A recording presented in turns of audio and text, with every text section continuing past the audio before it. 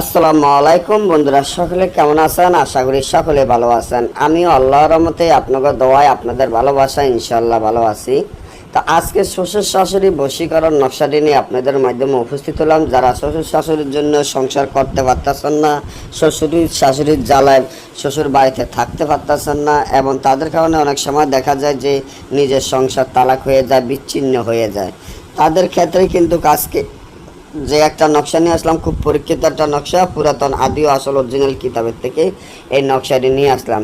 অনেকে আমাদের কাছ থেকে কিতাব নিতে উল্লেখ চান, অনেকে বলেন যে দাদা পুরাতন কিতাব আছে। আসলে আমাদের চ্যানেলে যতগুলো কিতাব আমরা এই পর্যন্ত ছাড়ছি বা বিক্রি করছি, সম্পূর্ণ গ্যারান্টি করা কিতাব, যা বাজারে এখনকার দিনে পাবেন না। বাজারে আমরা যে কিতাবগুলো বিক্রি করি ওগুলো দেওয়া যায় নাম কপি করে, তারা বাজার থেকে কিতাব বেচে, কিন্তু কাজ হয় না। আমাদের কিতাবগুলো সম্পূর্ণ জাগৃত এবং গ্যারান্টি করা কিতাব। আমাদের কিতাব দিয়ে তান্ত্রিক লাইনের যত বড় কাজ হোক, বশীকরণ, মিল মহব্বত, দূরের মানুষ কাজ আনা, বিচ্ছেদ, বান মারা হইতে সকল ধরনের কাজ 6 থেকে 12 ঘন্টার মধ্যে করতে পারবেন।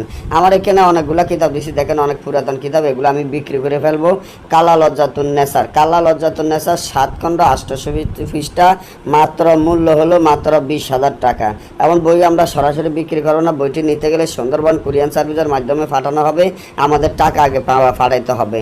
যদি যারা নিতে চান, যাদের পছন্দ হবে, তাহলে এখনই যোগাযোগ করে টাকা পাঠিয়ে দিবেন, কিতাব আমরা পাঠিয়ে দিব। সরাসরি কোনো কিতাব দেওয়া হয় না আর খুলে দেখানো হয় না, এর জন্য এগুলো সম্পূর্ণ গ্যারান্টি করা কিতাব এবং এগুলা জাগৃত কিতাব। আর এগুলোর সাথে আমরা কালি হইতে যা লাগবে সব দিয়ে দিব। যদি নিতে চান যোগাযোগ করবেন। এবার আসেন, যারা শ্বশুর শাশুড়িকে বশীকরণ করতে চান, শ্বশুর শাশুড়ির আদর মহব্বত পাইতে চান, শ্বশুর শাশুড়ি যাতে আপনার কথা ওঠে, আপনার কথা বসে, এবং শ্বশুর শাশুড়ি যাতে আপনাকে এতটা ভালোবাসে, যাতে মানে আপনার আপন মার মতো, যাতে মা বাপের মতো আপনার শ্বশুর শাশুড়িও ভালোবাসে, তার জন্য যে তাবিজটি দেখছেন, এই তাবিজটি ফেসার রক্ত দিয়ে জাফরান কালির সাথে একত্রে মিল করে বসপাতের উপরে 2টা তাবিজ লিখবেন। একটা তাবিজ লিখিয়া আপনার বালসের ভিতরে রাখবেন, একটা তাবিজ দুয়ারে, অর্থাৎ আপনার ওই শ্বশুর বাড়ির দুয়ারে গেড়ে দিবেন।